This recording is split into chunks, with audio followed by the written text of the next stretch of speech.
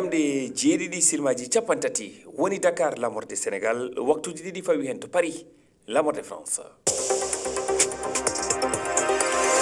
Amadou Barouba. tedduɓe heeɗiɓe fi fulfulde jamalla wale mon bisimilla mon e ley kabaruji ɗi hande ko talata balɗe ɗiɗi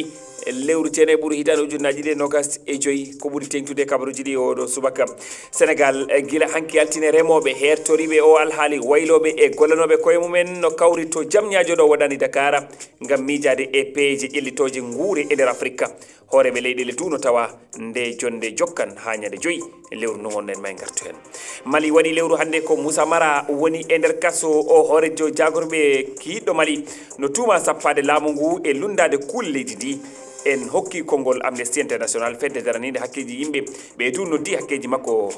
horme nambi en teddine ma en keɗo goto e mabɓe jonde fuɗɗide gila hanki to Chine no jokki hooreɓe leyɗele tawaɓe e fedde OCS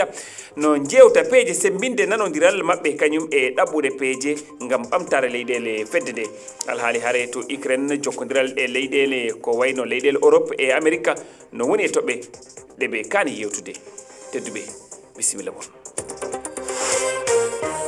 on calminamon juuramon jettama bisimilla mon e ley kabaruji ɗi kawrital sappo e jeenayyi ɓiwal hakkude leyɗele Afrique e dawrude ko hani waɗede e no hani waɗirede e keɓal nguure fuɗɗima hanki altine to jamñajo ardi batu ngu ko hoorejo leydi ɗi hono Bassirou Diomaye Faye e tawtorede nanɗo makko Paul Kagame hoorejo Rwanda fanare ngu batu ko miijade no alkuule ɗe mbaylirte e nder golle lattude gam ƴellidde nguure e nder Afrique nde jonde jokkan ha ñande joyyi lewru ndu gonɗen keɗoɗen Ibrahima Niaw tawama ngam waylude ndema e ñawdude caɗele jowitiɗe e banggal ñamanteri bayleteɗi ɗi e nder Afrique ko ma darde hesere adde e wiide hoorejo Sénégal Bassirou Diomaye Faye pour transformer durablement l'agriculture ngam waylude e gongo ndema ka ko alay sago mbaɗeni kalifi kewɗo e hesɗe tindi kutorɗe men ɗe kono kadi e peeji demirɗi ɗe ɓeydugol awdi ndi heɓde ndiyam ɗam e timmal kono kadi e wadde feeri ha ndemanteri ndi wawa waylede e dowri ndi